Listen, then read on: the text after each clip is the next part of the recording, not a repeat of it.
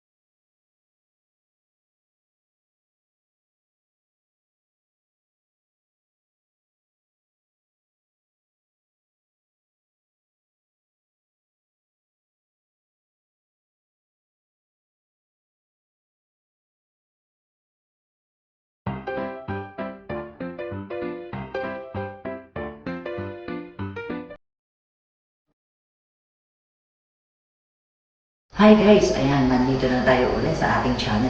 Siyempre guys, katatapos natin magluto ng ating butter garlic mushroom.